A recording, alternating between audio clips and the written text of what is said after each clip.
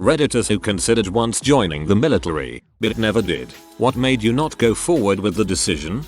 Sometime in the early 70s, I was working in a small hamburger joint. Noticed two guys in army fatigues coming through the drive-thru. I went running up to the window and was like, "Hey, you guys are in the army? I'm fixing to join the army too." Got about a 5-minute lecture about how stupid I was if I did, how they freaking hated it, and how if I liked being told what to do all the time to go ahead, but otherwise not to. I called the recruiter the next day and told him I changed my mind. You met two angels that day. I took some entrance test for the Navy when I was still in high school. The recruiter said he could get me anywhere in the world working as a machinist and not on a boat if I didn't want to be. My father, a Vietnam vet, forbade it and said absolutely not. My dad was a Korean War vet and basically said not the army and don't go in as an enlisted man. Eyes weren't good enough to be a pilot, although I got those certs as a civilian. I have an eye condition that disqualified me. Recruiter told me to just not mention it. Then the recruiter acted all mad and surprised when I couldn't pass a vision test. Got to make that quota at all costs apparently. Recruiters are notoriously unethical. My dad was not a fan and he was in for 20 years. Heck, before I joined the army I considered the Navy. Had a recruiter come by to give me information. He picked me up for lunch and an hour later we were at MEPS. When I said I wasn't ready, just wanted some info, he got P and drove me home immediately. Never spoke a word on the way home. When I was about 18 I wanted to join the Air Force. Thought it'd be awesome to be a pilot. The recruiter told me that it was impossible with my terrible eyesight. I was very nearsighted and wore glasses. He tried to sell me on the idea of joining anyhow. Told me there was plenty of other stuff I could do even if I couldn't be a pilot. But that was the end of the dream for me. Just tell them you will fly really close to the stuff you need to blow up. Right before I went to basic I got hit by a car while riding my motorcycle and broke most of the bones on the left half of my body. Have a metal rod in my leg. Military doesn't like cyborgs. Yet. My friend was going to join the Marines. He ended up backing out because a month before going to boot camp he fell in love with a girl. My sister was going to join the Air Force but because she had a thyroid problem she was denied. No. You're supposed to fall in love with a stripper immediately after you finish boot camp. He got it backwards. I gave up on the idea because I had physique like Steve Rogers, Captain America, before he went through super soldier experiment. Then just go through the super soldier procedure. Captain America did it in the 40s. They must have perfected it by now. SMH. I kept testing positive for weed. After third test the recruiter just gave up. Found out years later my oldest sister was lacing the cookies she gave me because she was scared I might get killed while deployed. Kind of glad she did because I was just joining because my best friend was joining. He got killed on his first deployment. I'm sure that you hear it a lot, but sorry about your friend. I got recruited by the US Army into a test program where I would spend 2 years in college with tuition covered and a stipend. After 2 years, I would be rolled into basic training and go from there to finish college. Signed the papers, went through MEPS, and though everything was good, my recruiter gets transferred to another station and they assign me to a new guy. I started at the university and I have monthly workout meetings with my new recruiter. Months go by, no money for tuition or stipend. How come in? Recruiter says he is looking into. The year goes by, no money still. The head recruiter says that he is going to take me on personally and apologizes for the army losing me in the system. Decided that was a sign and I exited the program. Since they never gave me anything, I didn't owe them anything.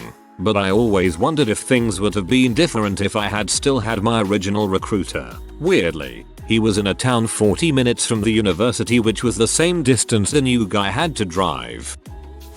I talked to dozens of people who were already in or discharged. I asked all of them if it was worth it. None of them seemed very enthusiastic about answering the question. I always tell people it was the best 4 years of my life and the absolute dumbest 4 years of my life, and you couldn't pay me to do it again. Got a call from a Navy recruiter and after a few questions he asked my height and weight. His response: "Boy, if I let you in the Navy you'd sink the ship." So that ended my naval career. I'm sorry, but that's funny. I was 17 and had graduated high school. I didn't want to go to college, so I was recruited by the Navy. I even bought a study guide and took the ASVAB test. It took a few months of talking to the recruiter and he was waiting for me to turn 18, which would have been in November, and this was around August. This was in 1989. I'm old. Recruiter promised me I would go to Florida for basic, home for 2 weeks, then on to Texas to go to school for nursing. Then I would get to go to one of my top 3 choices to be stationed. I had to pick ones with hospitals. Women weren't allowed on ships or in combat during that time. He promised a few other things. I was excited to go. Then I told my older brother, who was away at college. He got upset and tried to talk me out of it. He then made me a deal. Since I wasn't listening to him, he said when I talked to the recruiter, to have him put all his promises in writing and sign it. If he doesn't, then I have to promise not to join. So naive me figured the recruiter would do it. He wouldn't promise me things he couldn't deliver. The next time I met with him, I told him what my brother said. He basically said he can't do that and only the president could sign something like that. So I told him to get the president's signature or I can't go. I walked out and never looked back. For a few years I got recruitment calls and letters from all the armed forces. I'm glad I didn't go. Honestly, at the time I was depressed as frick and felt completely worthless, so didn't really care if I got killed. I wanted that to happen. I figured dying in service wouldn't garner the same shock for my family as suicide. I realized though that I wouldn't get through the medical evaluation with evidence of self-harm and a current antidepressant prescription. This was years ago. I'm out of that hole now. That's the same reason I joined the Marine Corps myself. I did 4 years of infantry, then got out and started living life. I'm in a better place mentally now. Glad you are doing good as well. Got too tall. David Robinson was apparently under 6'6" when he began at the Naval Academy and grew later. Once I hit 6'7" they rescinded all offers. That's sad. Being tall lets you down at times. When I was little I wanted to be a pilot, but apparently you have to be below 6'2" for that. Sometimes you outgrow your dreams. Also, space shuttles also have a height cap. If humanity were to leave Earth, tall peeps might have to start back. I thought long and hard about joining the Coast Guard and being a rescue swimmer. Can't shoot for crap. I was always doing volunteer work growing up and a continuation of service seemed appropriate. Plus, was always pretty athletic and a very good swimmer. Tops on my teams growing up and in high school. It was my dad, who served in the army in Vietnam. Never deployed though, so didn't see the worst of it, who talked me out of it. Looking back at it at 35 with a job I am so exhausted with, I wish I had done it. But hey, grass is always greener, right? The Coast Guard changed its enlistment criteria a few years ago. You can still enlist as a reservist until age 37. I wanted to be a Marine. My grandpa was one and I really looked up to him. When I told him I was gonna enlist, he called me a dumbass. He said you have to know what you're fighting for. I fought for the lives of others in a world war. You, my son, would be fighting for oil. Don't be a dumbass. Dang. That's poignant and poetic. I'm just not the kind of person who wants to go through boot camp. My brain is my tool. My body is a boneless chicken nugget. And I'm okay with that. My body is a boneless chicken nugget. I think this describes a lot of us, LMAO. Also our brand new sentence. By the time I managed to finish my degree, a requirement of OTS, I'd had cancer, lost a kidney, and was thus medically disqualified. I really wanted to join the Coast Guard. I lived in middle of nowhere Kansas and I wanted to get as far away as possible. Plus I loved boats and lakes and the ocean. This was 1998 or so. I told my gym teacher in my junior year I wanted to sign up and asked if she could help me prepare for basic because she was ex-military of some kind. She said I was too fat and if I couldn't do a dozen push-ups her training me would be a waste of her time. She was a B. I thought I was fat for years after that, but I'll look at the pictures from the 90s and I was maybe a size large. Definitely not too fat for basic. It wouldn't have been fun but not impossible. She basically admitted that she was so crap as a trainer that she would only be able to do anything if you were already fit.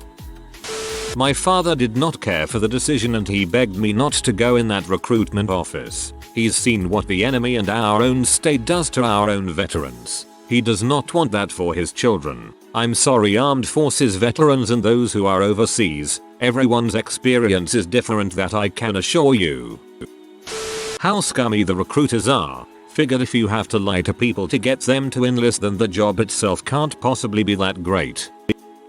A good friend who is a few years older than me was in the 101st Airborne, had been stationed in Korea during the late 90s/2000. Gave me some advice that I'm pretty happy I followed. I had 2 years of free community college thanks to some A+ program from high school. So he said, while I would likely excel in the army, go take advantage of the free college, get my associates, and then reassess how I felt about joining, and go from there. It just happened that during those 2 years at community college, I met a gorgeous girl and fell in love, married now for 14 years, together for 18. And decided I didn't want to leave her for the military. Thinking back, had I joined right after graduation May 2001, just 4 months before 9/11 and all the war that followed, it kind of freaks me out how differently my life could have gone.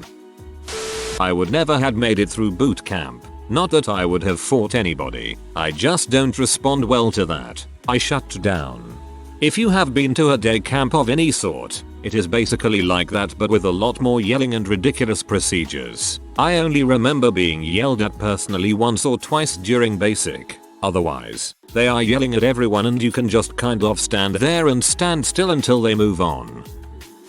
Talked with several military members about it and I decided that my reasons for wanting to join were not good reasons to join the military. The Navy recruiter promised I'd be working on nuclear submarines and promised a whole bunch of other stuff. I told my English teacher I was considering it and she told me they were full of it. All those promises vanish as soon as you enter boot camp. Eventually I didn't join up. A few years later my brother joined up. The Navy promised him he'd be working on high-tech computer security, which would translate into great opportunities in the private sector. I told him what my teacher had told me, but he signed up anyway. He spent 2 years as someone's secretary and another couple of years selling candy bars at base's newsstand. I was turned down because I was underweight for my height. Told me to go away and put on 5 kilograms and then come back to them. May as well have asked me to put on 500 kilograms, lol. I'm just one of those naturally thin people that struggle to put weight on. Dunno if anyone will see this comment, but this old quote kept coming back to me. Military might abroad is useless without prudent counsel at home. Cicero. It just never seemed like I'd ever trust the system pulling the strings. Agreed. I'm willing to fight for a good cause, not bomb some poor people who never did anything to me. I was really only interested in aviation. Too short for the AF. Tall enough for the initial Navy height requirement. Took the exams. Went to MEPS. Got my board packet all put together. Just waiting for the next board date. Started reading online about the size thing because I was skeptical. Found out they take what they call anthropometric measurements after OCS to figure out what aircraft you can fit in. Arranged to have these taken prior to actually joining. Basically every single one of my measurements was too small. I was sad at the time, but it definitely would not have been a good environment for my mental health. So I'm actually very thankful now that I'm a homunculus. I wanted to go into the Air Force Academy. My dad asked a family friend that was a full bird colonel to get a general friend, a friend with the rank of general, not a friend of unspecified category of his, to give me a recommendation. Our family friend told me that he found someone to recommend me, but he wanted to talk to me first. He told me that, knowing me, I'd spend all my time and energy trying to change the Air Force, and, knowing the Force, they'd spend all their time and energy trying to change me. He also said that they're way bigger than me. He'd seen friends of his with personalities like mine destroyed for life by their run-ins with the Force. He recommended that I didn't join up, and, for maybe the first time in my life, I took someone else's advice and stayed out. Currently in the position of wanting to change the environment. Realized most of the people on all levels keep the status quo despite not liking it. It's beyond me.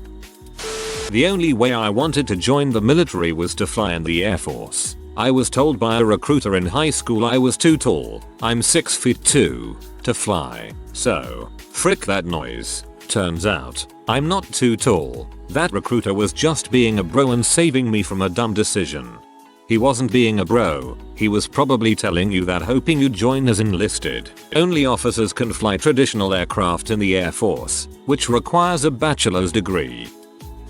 Since 5th grade I wanted to join the military. For most of that time I wanted to join the army, go airborne, and jump out of planes and kill terrorists. I watched a few documentaries and all the war movies, and the thought of going to the most dangerous places in the world was extremely appealing to me. But then I talked to a lot of army vets and not a single one said it was a good idea to join the army. So I decided I wanted to join the Air Force. I wanted to be a pilot, but going to college to come in as an officer was out of the question. So I wanted to become a PJ and be one of the guys that goes in and saves the SEALs. But you need to be a strong swimmer to be special forces, and even after working my butt off for 2 summers I just couldn't do it. I've had meetings with recruiters from every branch. All of them extremely appealing. But senior year I did a ride along with the fire department and had a change of heart. I'm now a paramedic and extremely happy with how I've turned out. Most of my friends joined different branches, and they still try to talk me into joining at least the National Guard. But I've been able to tack myself out of it so far. I'm much happier serving my community, and I'm doing more and seeing more trauma and GSWs than my combat medic friends. I scored pretty high on some aptitude tests and they hounded me. Decided the chances of dying and or getting raped were not worth the possible college money, and anyone that desperate had a bad reason to be. In my senior year of high school I had been seriously prepping to join the army. Now this was in 2006, and at the time the fighting in Iraq was quite bad. Now being a testosterone driven dude I was all like, heck yeah, time to go fight. My parents had, of course, been watching all of this on the news and been dropping hints that they didn't approve of my decision to join. They weren't outright expressing disapproval of it though. On the week I was supposed to go finalize the paperwork and go to MEPS. I think that's what it was called anyways. Hard to remember. My parents had gone out with my older sister and came back home plastered. My dad, who I had up to that point only seen cry maybe once, began to break down and essentially begged me not to join. He seemed convinced that I followed through with my plans, I wouldn't be coming home. So that struck me pretty hard. So I ended up not following through with the enlistment and instead went to college and ended up smoking a crap ton of weed. I thought about it specifically for college assistance. Told my dad, who had been in the Navy, and he told me about the military's horrific history of allowing, excusing, covering up sexual assault and misogyny. I decided that student loans were preferable. My friends' teammates that graduated before me and did what I was looking to do in the military. After talking to them about their experience and seeing how they changed, it made me reconsider.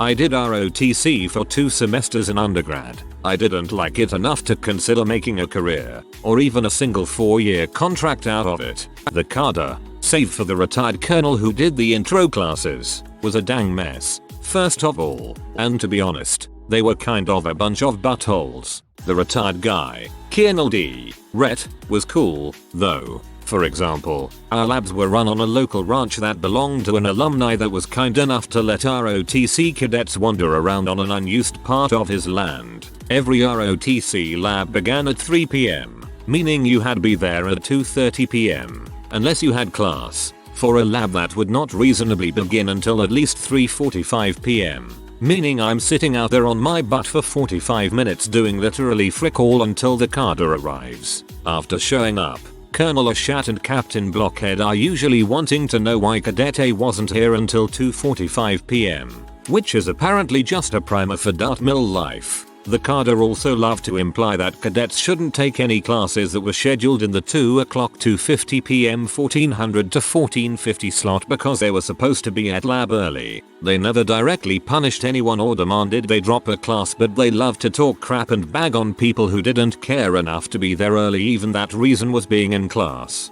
At the end of my freshman year, my interests had shifted, and I wasn't particularly interested in serving anymore, and was especially disinterested in ROTC, so I said deuces and never looked back. A few of my friends either dropped out and enlisted, or commissioned out of university. Hearing them and family talk about military experience, the military just sounds like a crap show from bottom to top.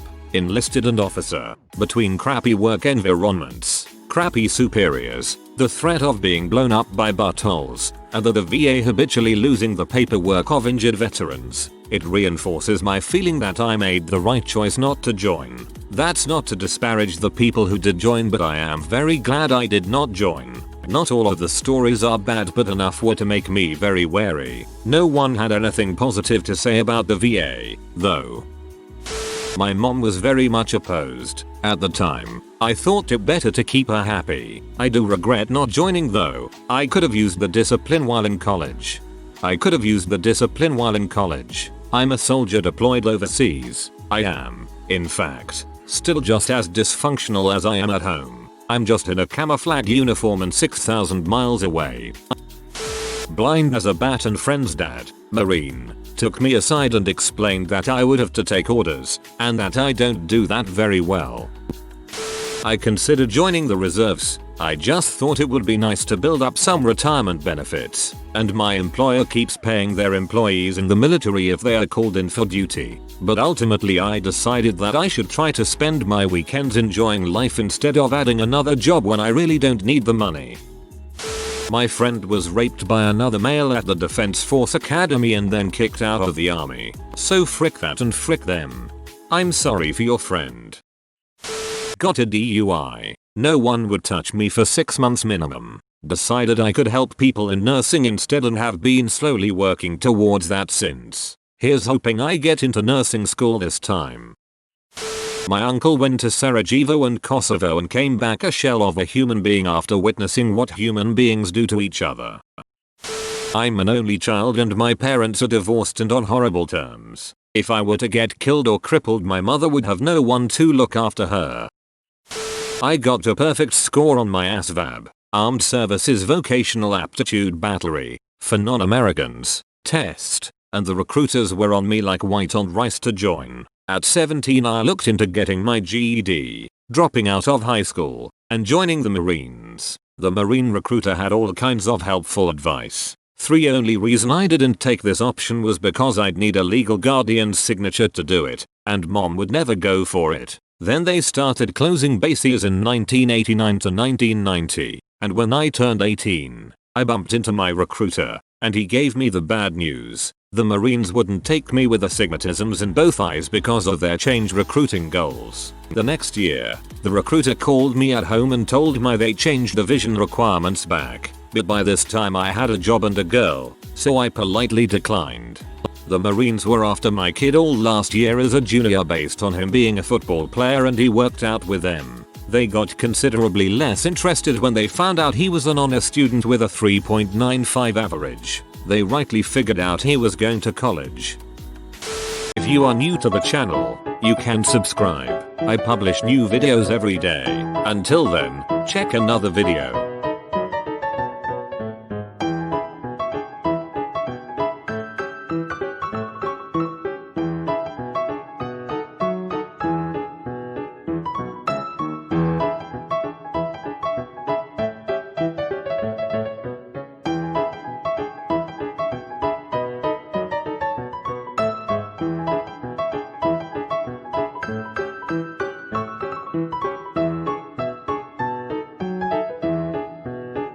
Bye for now.